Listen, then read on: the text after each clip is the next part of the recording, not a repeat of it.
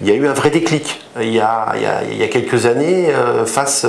à la diminution drastique des couples de perdrix grises avec des chiffres qui étaient vertigineux dans le sens de la baisse. Et donc il y a eu cette concertation, cette envie collective que de trouver les mesures qui permettraient de redresser la barre.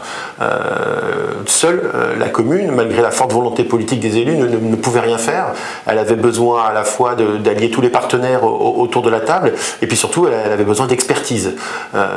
Donc les élus ont souhaité créer un groupe de travail rassemblant différents profils.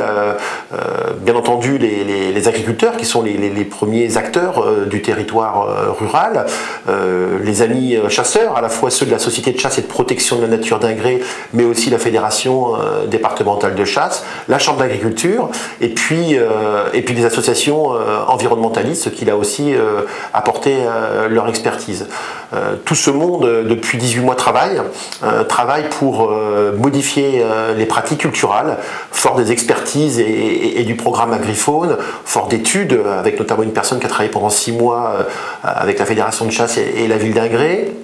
Tout ce monde travaille donc à modifier les pratiques culturelles pour faire en sorte de restaurer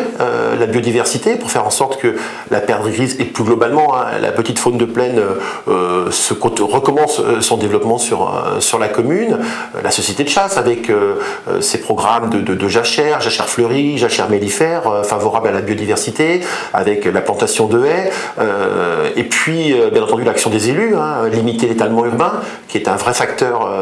pénalisant à la fois pour les activités agricoles mais aussi pour les zones naturelles. Bref,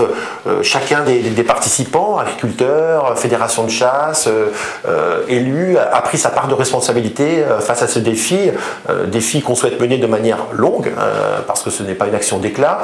sur plusieurs années. Et puis la question se pose, comment associer les habitants de la ville, qui pour certains sont très sensibles à ces questions-là, mais pour d'autres les découvrent, notamment je pense aux néo-urbains,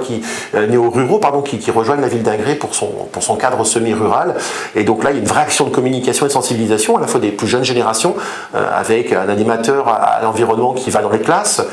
avec les enseignants pour expliquer ce qu'est la biodiversité, les actions qu'on peut mener, qui est à l'initiative d'actions autour de la forêt, autour des champs, autour des chemins, et puis des actions de communication plus larges vers la population pour qu'elle comprenne les usages qu'elle peut avoir de la nature, à la fois ses droits, mais bien entendu ses devoirs, notamment le respect des réglementations. Et là, on revient sur la question de la fréquentation des espaces naturels, des possibles conflits d'usage entre les différents utilisateurs de la nature. C'est une action qui s'engage depuis 18 mois, qui a l'ambition de durer longtemps et dont on espère effectivement des résultats transposables,